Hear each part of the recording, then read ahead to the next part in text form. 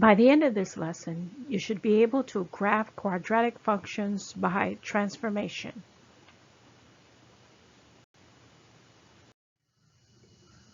Okay, so recall the graphing techniques learned from previous section. Those techniques can be applied when you're graphing quadratic functions. So if the equation is in standard vertex form, such as you see on the screen, then the following applies. So I'm going to just quickly go through those various transformations. So if a is greater than 0, you're going to have a parabola that's facing upward. And of course, remember, if a is less than 0, meaning a negative, then your parabola is going to be facing downward, which is like a reflection of what it would be. And then if it is a number that's greater than 1, then it's going to be a vertical stretch, which means your parabola is going to look a little bit narrower. It's almost like grabbing a hold to the parabola and pulling it up.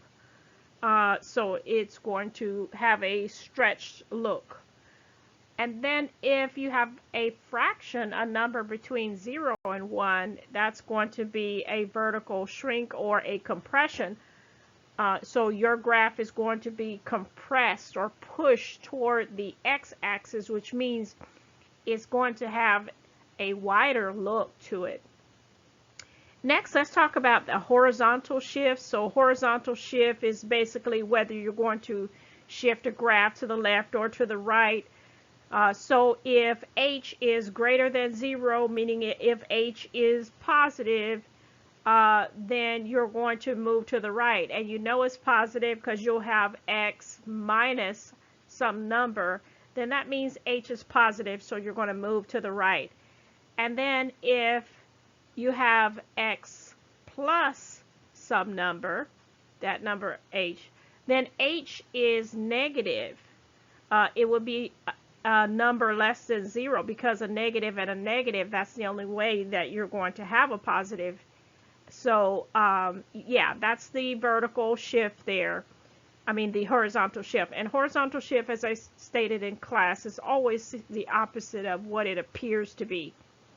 Next, let's go to the vertical shift. So anytime you see a function and whatever is in the back is considered your vertical shift. So if that number is a positive, then you're going to shift it up that many units. And if that number is a negative, then you're going to shift it down that many units. Let's find a few points to graph the parent function x squared. So let's start out by letting x be 0. If we let x be 0, 0 squared is 0. So if you put in a 0, what you get out is 0. So your ordered pair is 0, 0. What if we let x be 1? 1 squared is 1. So again, putting in a 1, you get out a 1. What if we let x be 2? 2 squared is 4. So you put in a 2, and what you get out is a 4. And let's do one more ordered pair. If we let x be negative 1, negative 1 squared equals positive 1. So in putting a negative 1, you get out a positive 1. So we have enough points to be able to go ahead and graph the parent function of x squared. But before we do that, let's see what it would look like if a was some number other than 1. So in this case, a was 1, which meant it was just the parent function of a parabola facing upward. But what if we had some number that was greater than 1? If you have a number that's greater than 1, that is called a vertical stretch of that parent function. And so what you're going to do there is you're going to multiply all your y values or your y coordinates by 2. So let's plug some numbers in here. Another way you can do it is just by plugging in some values. So for example, if you let x be 0, 0 squared is 0, and then 0 times 2 is 0. So plugging in a 0, you get out a 0. What if we let x be 1? If we let x be 1, 1 squared is 1, and then 1 times 2 would give you 2. So putting it, that would be an input of 1 and an output of 2. If we let x be 2, 2 squared is 4, and then 4 multiplied with 2 is going to give you 8. So input 2, output 8. Let's do one more. If we let x be -1, -1 squared is 1. 1 times 2 is going to give you 2. So that's input -1, output 2. Another way you could do that is to just simply transform it based on a factor of a vertical stretch of 2, which means multiply your y values by the number there of a. So in this case, a is 2. So here's the parent function values. So if you'll just watch a moment, you'll see how this works. So if a is 2, you multiply that times the original y value. 2 times 0 is 0. 2 times 1 will give you a new y value of 2. 2 times 4 is going to give you a new y value of 8.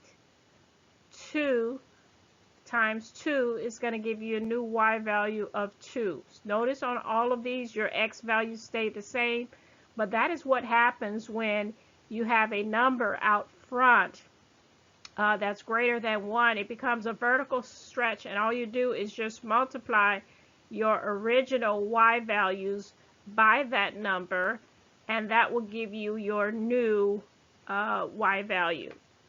Okay, the same is the case is if you have a fraction. The only difference is when you have a fraction, a number between 0 and 1, that's a vertical shrink or compression. So what you're going to do is you're still going to multiply. You're going to multiply your y values by a. In this case, a is 1/2. So just to show you, you can either plug the points in and get them, or you can do what I said before, is to multiply a times your original y value, and that will give you your new y value. So in this case, this would be 1/2 times 0, which your new y value is still going to be 0. Okay? 1/2 times 1. So my new y value is still going to be 1/2, because any number times 1 is that same number. Okay? Or you can plug in, like I said, there's a plug-in method, or you can use the method of transformation. So I'm using transformation here. So 1/2 times the original y, so that's 1/2 times 4, which is going to give you your y value of 2. 1/2 times 1, which is going to give you your new value of 1/2 again for that. So that is how you find your values if you're going to use transformation, or you can just simply plug in the values and do the math, whichever is the case. The bottom line is I just want to cover the fact that if a is 1, then it's just going to be a regular parent function facing upward, the parabola. And if that's -1, then it's going to be facing downward.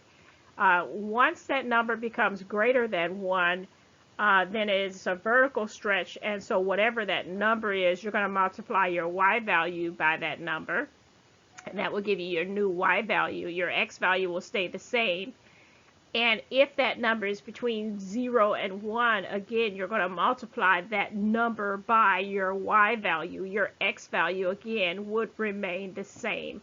And that is how we do what is called a vertical stretch of the parent function. And so now that we have those graphs drawn, here they are. So in blue, you have the parent function of x squared. And then next you have the function that the parent function stretched by a factor of 2.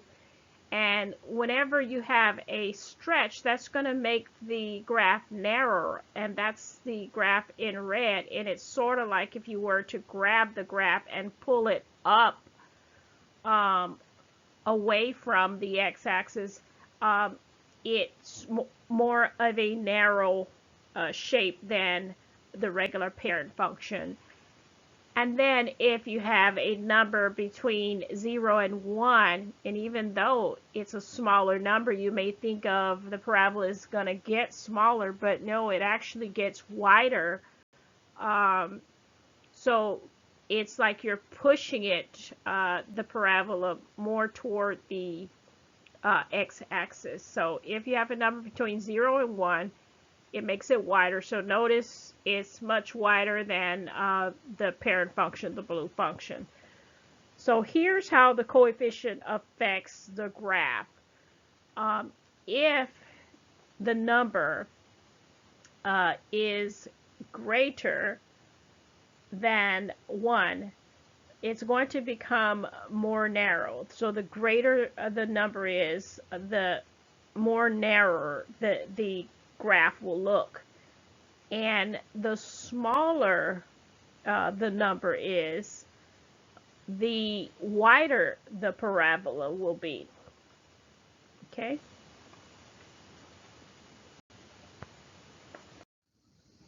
Okay, so here we have those three graphs that we just spoke about. We have the parent function, the red graph, which is y equals x squared. And then we have two other functions that were shifted horizontally. And you know it's horizontal because if we look at the vertex form here, anytime you have a number in with x there in parentheses, that indicates a horizontal shift. And that's going to be either to the left or to the right. Now, if that number is thought of to be a positive, and you know it will be a positive when you see x minus that number, so you're going to move to the right. If you see x plus some number, then that indicates that the number itself was originally a negative, because a negative in front of a negative, it produces a positive. So everything about horizontal is a little backwards than what it seems it should be. But that's just the way it is with horizontal shifts. So for example, with this blue graph, even though it says x minus 2, and you may think that you're going to be moving 2 to the left, it's in fact moving 2 to the right, because in the form of x minus h, the number in this case, 2, is assumed to be positive. Same thing with the green graph. Even though you may see x plus 3, you may think that's 3 units to the right, which in fact it is 3 units to the left. And again, in the form of x minus h, in this case h, the value is negative 3, because negative 3 with a negative in front of it becomes positive 3. And that is why, again, you're moving to the left, because the number itself is really a negative. So x plus h, when you see that, you're going to always move to the left. When you see x minus h, you're always going to move to the right, because that number is positive. And that's horizontal shifts. Okay, let's use everything we know to identify the graph that represents the function. Here we're given the function f of x equals negative x minus 1 quantity squared minus 1. So first of all, just looking at the function, we want to first identify, since it's in vertex form, what is the vertex? So we can see that our vertex is going to be 1, negative 1. We also notice here that because we have the negative out front, that this is going to be a parabola that is going to be facing downward. So now let's just identify which graph has that vertex of 1, negative 1. So if we look at A, go over 1 and down 1. So yes, A matches that criteria, and A is facing downward. So A is the correct answer, but let's just look at the others to make sure we understand what we're doing. So if we check B, over 1 and down 1, the graph, that is not the vertex of the graph. Let's check C, over 1. C is up 1 instead of down 1, so that's not the correct graph as well. Let's look at D, over 1, down 1, and again, that is not the vertex of that graph, so the one that correct matches it would be A. Okay, and now it's your turn. Which graph do you think represents the graph of f of x equals x plus 2 quantity squared minus 3? You may pause the video if you like. Okay, let's take a look at some characteristics of this given quadratic function.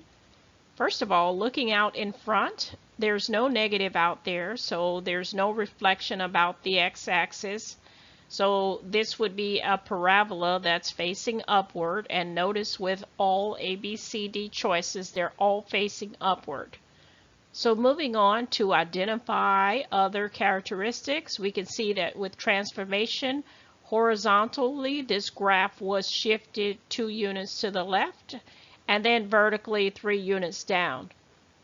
Our vertex, as we can see, is located at -2, -3.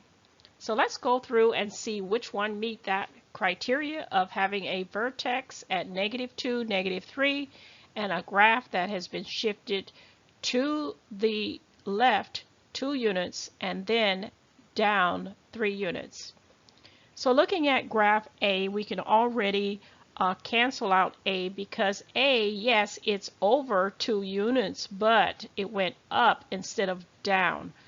Moving on to B, once we go over 2 units to the left, we don't even see our graph in that direction, so B is out. Moving to number 3, moving over 2 units and down 3 units, there we have our graph. That is our vertex, and this is the only graph that meets that criteria, so therefore C is the correct choice. And there you have it.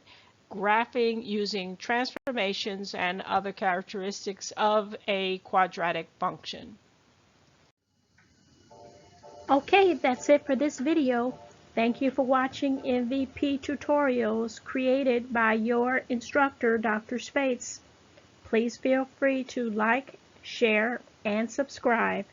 Goodbye for now. I hope you'll join me in the next video.